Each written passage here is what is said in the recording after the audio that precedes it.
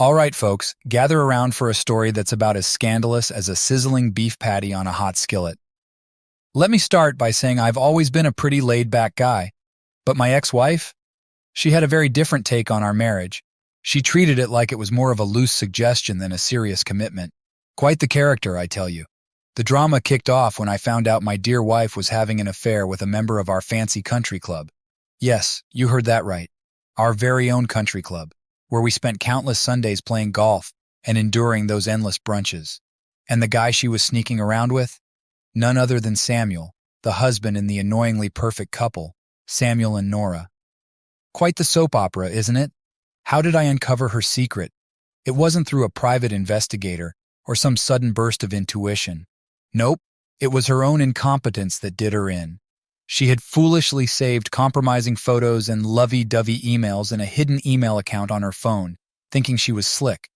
She fancied herself a modern Mata Hari, but boy was she wrong. When I confronted her, she put on quite the performance, denying everything until I showed her the evidence. The photos, the emails. Watching her facade crumble was like seeing a fragile porcelain doll shatter into pieces. She begged for my forgiveness, but I wasn't buying her act. I told her she was only sorry because she got caught, not because she regretted her actions. Her face turned as white as a sheet. She asked what I intended to do, and I responded with a satisfying silence. I felt like a general preparing for battle, keeping my strategy close to my chest. I declared a silent war that lasted a week. I acted as if everything was normal while she was a bundle of nerves, stumbling over her words and making mistake after mistake. Behind the scenes, I was calm and collected, setting my plan into motion. I started the divorce process and had my lawyer handle the details, keeping this little tidbit to myself. Then the perfect opportunity arose, the quarterly banquet at the country club. Samuel, the club president, and his insufferable wife Nora were always at these events. I volunteered to give a speech, and I could practically hear my wife's heart pounding when I told her. It was like watching a deer caught in headlights. The day arrived, and there we were, dressed to the nines, sitting among the town's elite. As I took the stage, I noticed my wife's knuckles turning white as she gripped the tablecloth like a lifeline. I began my speech, talking about the importance of taking control of one's life and not letting circumstances define us. Talk about irony, huh? The highlight of my speech was when I handed out envelopes to everyone, instructing them to wait for my signal to open them. The tension was so thick you could cut it with a knife. All eyes were on me as I gave the command. The room fell silent as the club members tore open their envelopes. Then chaos erupted. Inside were the very pictures and emails I had discovered, exposing Samuel's betrayal for all to see. My wife's deceit was laid bare, and poor Nora was left in a state of shock, her husband's infidelity revealed in full view. Samuel looked like he'd swallowed a bug, his face turning a sickly shade of green. Nora stared at the photos like they were some alien artifact, her face shifting from pale to flaming red. And my wife? She was right in the eye of the storm, her wide eyes reflecting pure horror. The aftermath was just as chaotic as you'd imagine. Samuel, the once beloved club president, was stripped of his title faster than a race car on a straightaway. In a single evening, he went from top dog to town outcast. Nora was inconsolable, her sobs echoing through the hall as she realized she'd been played for a fool.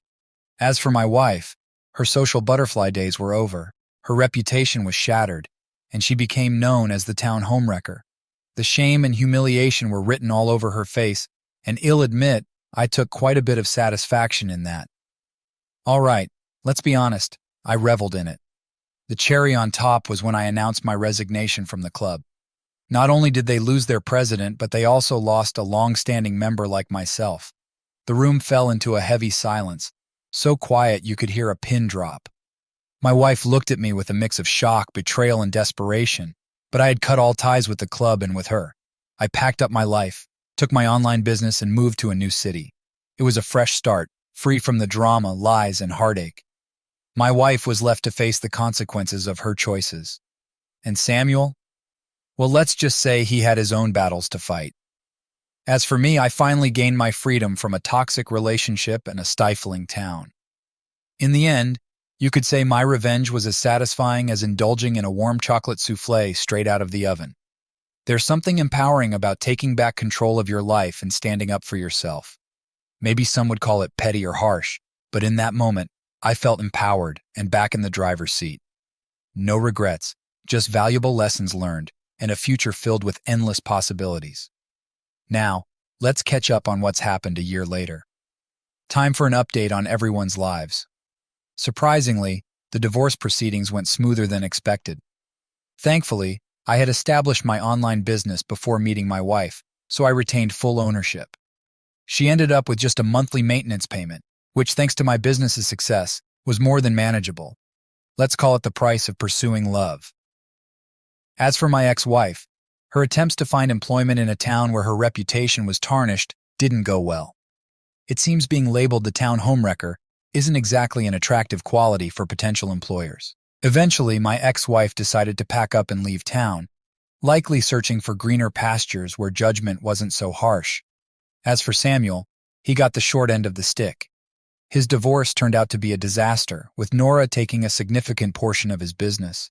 It's true what they say, hell hath no fury like a woman scorned. Samuel had to start from scratch, rebuilding everything. It's wild how the timing and order of events can completely change your life's trajectory, isn't it? Now, let's move on to the brighter side of this update.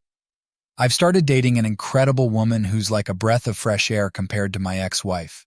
Marriage? That's the last thing on my mind. Been there, done that, got the t-shirt. Right now, I'm perfectly content with dating, growing my business, and enjoying life's fun aspects. I've even rekindled my passion for playing the piano, something I had set aside during my marriage.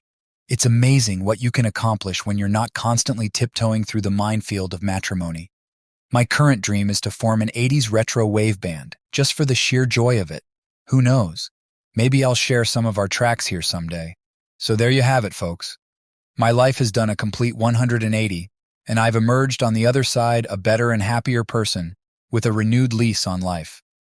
Always remember, it's never too late to take control and live life on your own terms. If you enjoyed this story, don't forget to like and subscribe to my YouTube channel for more thrilling tales and updates.